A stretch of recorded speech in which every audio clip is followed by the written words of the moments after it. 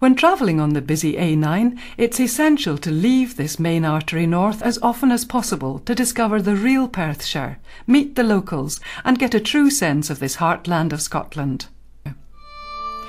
Follow the road out of the village of Bankfoot and you pass through some well-managed woodland, part of the estate of Merthley Castle.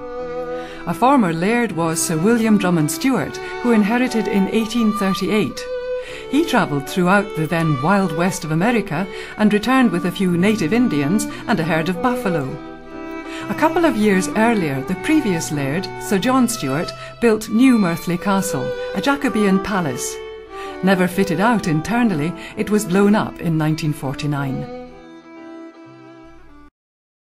Reaching the A9, join the road and almost immediately cross over to the village of Birnam.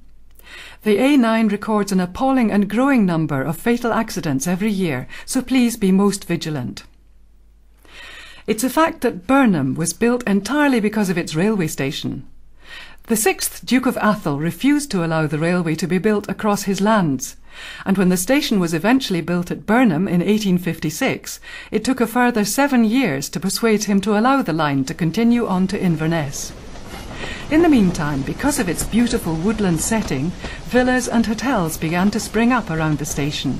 So when the line was eventually opened, Birnam had become a separate village from Dunkeld across the river. As was commonplace in the Highlands, English families would rent villas for the summer season.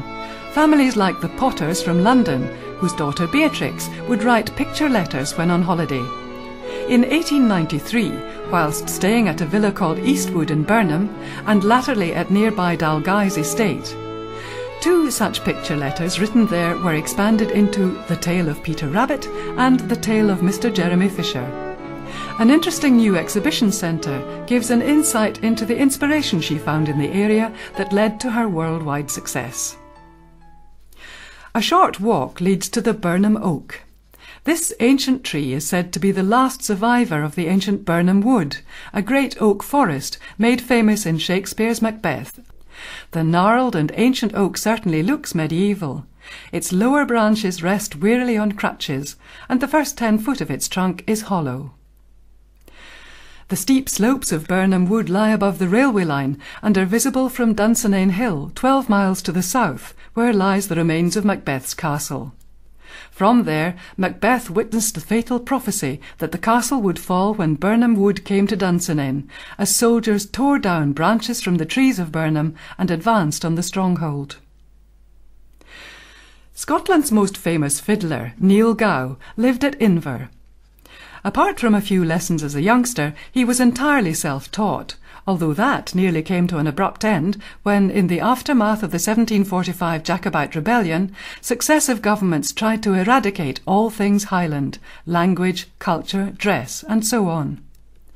After he had won a competition to discover the best fiddler in the land, the judge claimed that he could distinguish the stroke of Neil's bow amongst 100 players.